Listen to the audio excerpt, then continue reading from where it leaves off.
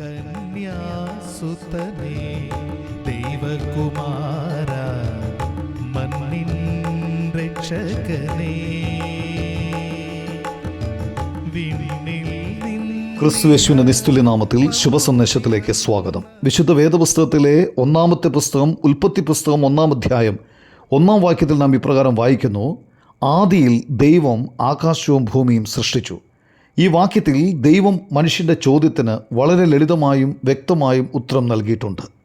മറ്റുള്ളവരെ ആശയക്കുഴപ്പത്തിലാക്കുന്ന മനുഷ്യന് ദൈവം നൽകിയ മറുപടിയാണ് ഈ വാക്യത്തിൽ നാം വായിച്ചത്. മനുഷ്യൻ അത്ഭുതത്തോടെ ചോദിക്കുന്ന ഒരു ചോദ്യമുണ്ട്: ഒരു ദൈവമുണ്ടോ? അങ്ങനെയെങ്കിൽ അവൻ എവിടെയാണ്? ആരെങ്കിലും അവനെ കണ്ടിട്ടുണ്ടോ? ഇല്ലെങ്കിൽ എന്തുകൊണ്ട്? എന്നാൽ ദൈവം പറയുന്നു: കണ്ണു തുറന്നു നോക്കൂ, ഞാൻ ദൈവമാകുന്നു, ഞാൻ സൃഷ്ടികർത്താവായ ദൈവമാണ്.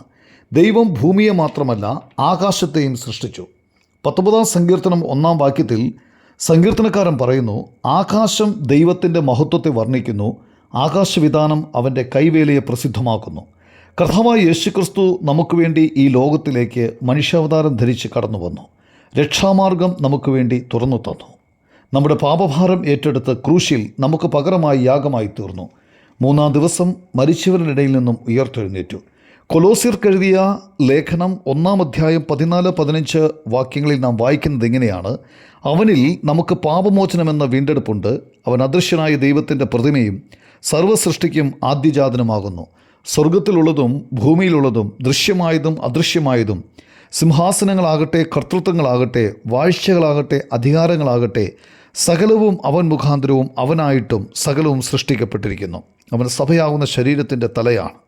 അവൻ ആദിയും അന്തവുമാകുന്നു. ആയതിനാൽ നിങ്ങളുടെ ജീവിതത്തിൽ എന്തുകൊണ്ട് നിങ്ങൾ അവന് മുൻഗണന നൽകാത്തത്? അവനിൽ വിശ്വസിപ്പാൻ ദൈവം നിങ്ങളെ സഹായിക്കട്ടെ.